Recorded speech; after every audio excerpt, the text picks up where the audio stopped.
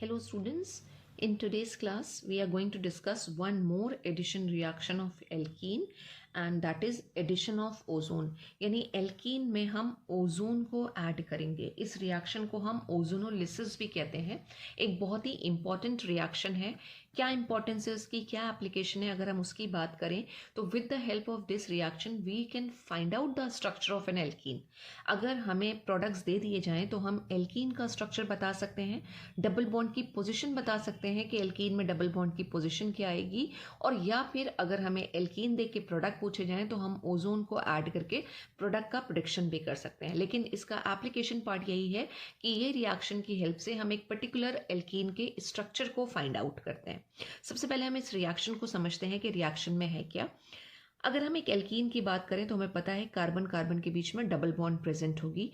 हम उसमें ओजोन को ऐड कर रहे हैं, ठीक है। ओजोन जिसका फॉर्मूला क्या होता है O3 in the presence of any inert solvent. और इनर्ट सॉल्वेंट क्या हो सकते हैं केमिस्ट्री में? कार्बन टेट्राक्लोराइड हो सकता है, क्लोरोफॉर्म हो सकता है, डाइक्लोरोमीथेन हो सकता है। ये सारे के सारे इनर्ट सॉल्वेंट की तरह बिहेव करते हैं। लो टेम्परेचर पे ये रिएक्शन होती है और जब एल्कीन में ओजोन ऐड होता है तो हमारे पास एक कॉम्प्लेक्स बन के आता है जिसको हम कहते हैं ओजोनाइट। एक ओजोनाइट का फॉर्मेशन होगा। अब हम ओजोनाइट कैसे बनाएंगे? देखिए, कुछ हार्ट शेप का ये ओजोनाइट स्ट्रक्चर बनता है। ये जो कार्बन और कार्बन है, डबल बॉन्डेड कार्बन है, बिना डबल बॉन्ड लगाए थोड़ा सा स्पेस छोड़ के हम कार्बन को थोड़े से डिस्टेंस में लिख लेते हैं। फिर हमने बेसिकली क्या करना है, ये जो दो इधर बॉन्ड हैं कार्बन के, इसको तो हम एज इट इज़ रखेंगे, ये अनअफेक्टेड रहेंगे, ये एज इट इज़ रहेंगे। तो हमने यहाँ जो स्ट्रक्चर बना था उसको सेम यहाँ पे लिखा, सिर्फ डबल बॉन्ड नहीं लगाई है, राइट। अब ये जो डबल बॉन्ड है बेसिकली इसको हम किस तरह से जोड़ेंगे? एक हार्ट शेप में जोड़ेंगे और ओजोन में जो 3 ऑक्सीजन के एटम प्रेजेंट हैं उनको इन दोनों कार्बन के साथ कुछ इस तरह से अरेंज करेंगे। देखिए, ये आ गया, फिर ये आ गया और ये तीसरा ऑक्सीजन आटम आ गया और ये इन दोनों के बीच में बॉन्ड बन गई। इस तरह का जब एक कॉम्प्लेक्स बन के आता है इसको हम बोलते हैं ओजोनाइट। एक ओजोनाइट कॉम्प्लेक्स बन के आया जो हाईली अनस्टेबल होता है। ये एक अनस्टेबल ओजोनाइट कॉम्प्लेक्स बन के आया है और एक एक्सप्लोजिव कंपाउंड भी होता है और आसानी से डिकम्पोज हो जाता है। अब डिकम्पोज करने के लिए हम क्या यूज़ करते हैं? Zinc, right. रिडक्टिव क्लीवेज कराते हैं तो in presence of zinc followed by hydrolysis आता है, या फिर हम क्या और यूज कर सकते हैं? जिंक और एसिटिक एसिड। तो पहले हमने क्या करा रहे हैं? हम ओजोन का एडिशन करा रहे हैं और फिर इस ओजोनाइट को, इस कॉम्प्लेक्स को हम क्या कर रहे हैं? डिकम्पोज कर रहे हैं। तो ये रिएक्शन हमारी क्या हो गई? ओजोनोलिसिस की रिएक्शन आ रही है। तो पहले हमारा रिडक्टिव क्लीवेज होगा फॉलोड बाय हाइड्रोलिसिस और यहाँ पे हमारे पास क्या बन के आएंगे? कंपाउंड्स। तो हमारे पास जो प्रोडक्ट्स बनते हैं वो या तो एल्डिहाइड बनते हैं या कीटोन्स बनते हैं और या फिर मिक्सचर बनता है, राइट। यही चीज़ हमारे लिए इंपॉर्टेंट है जब हमारे पास प्रोडक्ट होंगे और हमें एल्कीन डिटरमाइन करनी होगी। तो यहाँ प्रोडक्ट्स में हमारे पास एल्डिहाइड्स हो सकते हैं और कीटोन्स हो सकते हैं, मतलब सिर्फ एल्डिहाइड बन के आए या सिर्फ कीटोन्स बन के आए या mixture of aldehyde and ketone हो। मिक्सचर ऑफ एल्डिहाइड जिसका फॉर्मूला होता है CHO एंड कीटोन, ये फॉर्मूला होता है कीटोन का, ठीक है। तो ये हमारी ओजोनोलिसिस की रिएक्शन है जहां हम एल्कीन में ओजोन को ऐड करके पहले ओजोनाइट बना रहे हैं और फिर उसका रिडक्टिव क्लीवेज करके हम प्रोडक्ट्स ऑब्टेन कर रहे हैं, राइट। अब अगर इसको हम एक बहुत ही सिंपल एल्कीन के साथ इस रिएक्शन को अगर हम लिख लें, और सबसे सिंपल एल्कीन हमारी क्या होगी? Ethene. Ethene is CH2 double bond CH2। इसमें अगर हमने ओजोन को ऐड कराया O3 in presence of inert solvent, dichloromethane ले लेते हैं, ठीक, हमारा ओजोनाइट बनेगा। कैसे लिखना था हमें ओजोनाइट को? CCH2H2 एज इट इज, सिर्फ डबल बॉन्ड नहीं लगाइए, बाकी हमने पूरा एज इट इज लिख लिया और ये कुछ हमने ऐसा एक स्ट्रक्चर बना दिया, ठीक। और रिडक्टिव क्लीवेज दिखाना है, हमने ऊपर भी नहीं दिखाया था। बॉन्ड टूटते हैं, बॉन्ड कुछ इस तरह से टूटेंगे यहाँ से, ठीक है। तो ये CO और ये जो दो बॉन्ड है ये अलग हो जाएंगे और ये ऑक्सीजन एटम अलग हो जाएगा। अब यहां पे भी जब हम रिडक्टिव क्लीवेज दिखाएंगे तो देखिए क्या हो रहा है, ये ठीक। और हमारे पास ये तो ओजोनाइट बन के आया, हमने इसका रिडक्टिव क्लीवेज करा लिया, अब क्या इस साइड में जो डॉटेड डॉटेड लाइंस बनाई हैं उसके इस साइड में हमारे पास क्या क्या प्रेजेंट आ रहा है, अगर हम बात करें तो CH2O, और इस साइड में भी क्या है CH2O, यानी दो मॉलिक्यूल हमें मिल रहे हैं CH2O के। अब CH2O को अगर हम रीअरेंज करके लिख लें तो ये क्या हो सकता है SCHO, यानी कि हमें 2 मोल यहाँ पे रिएक्शन में क्या मिला, फॉर्मल्डिहाइड। SCHO is formaldehyde.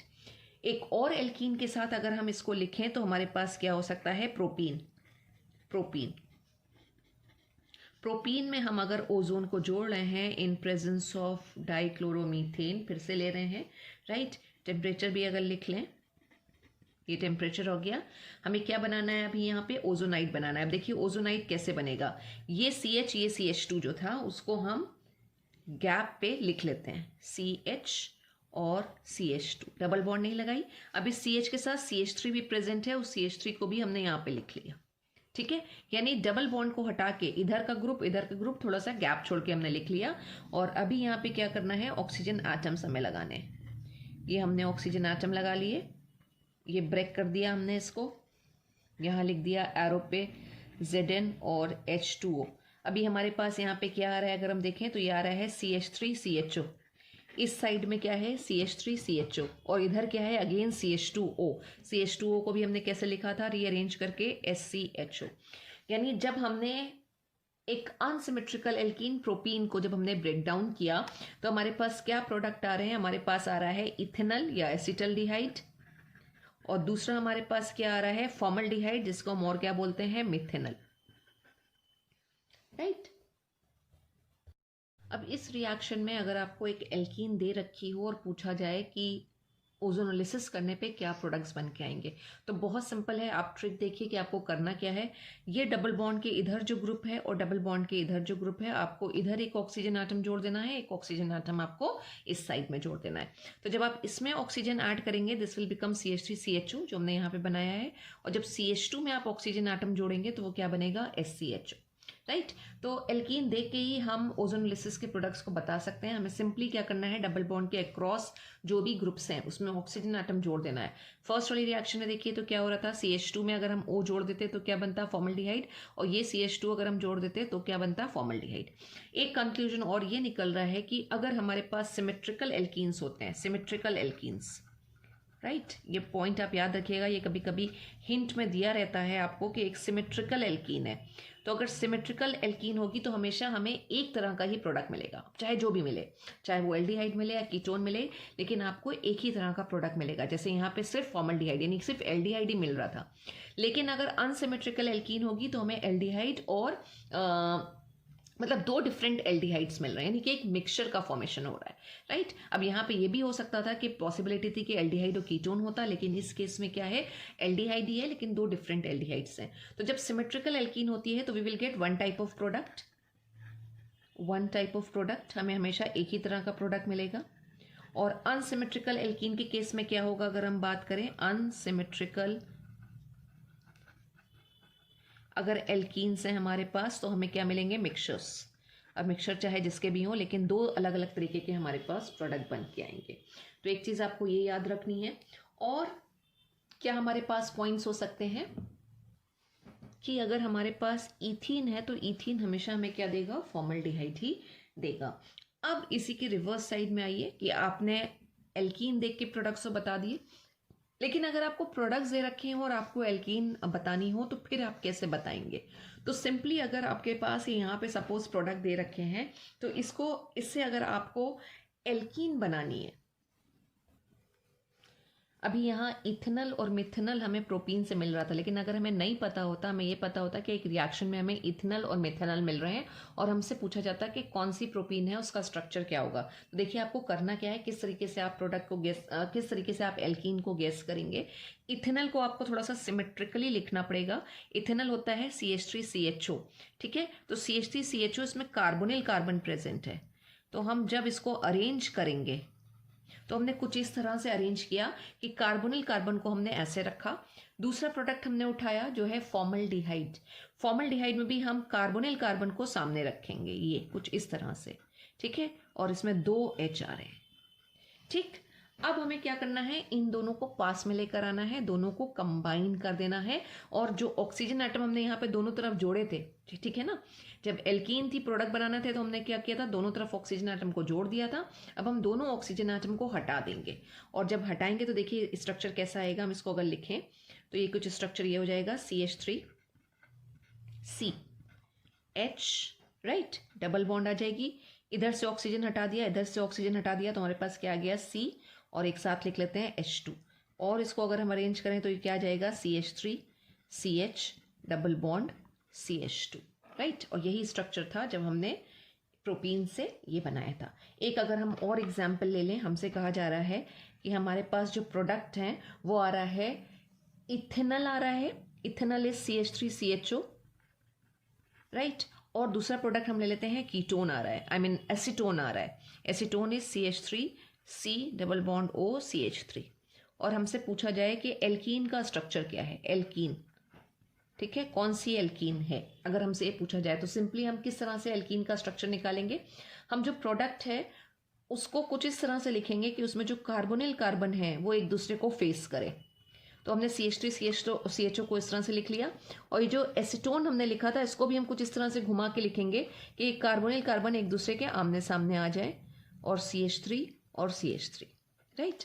तो CH3 C double bond O CH3 को हमने कुछ इस तरह से लिख लिया। अब हमें क्या करना है, इसमें से दोनों ऑक्सीजन एटम और एक डबल बॉन्ड को हटा देना है।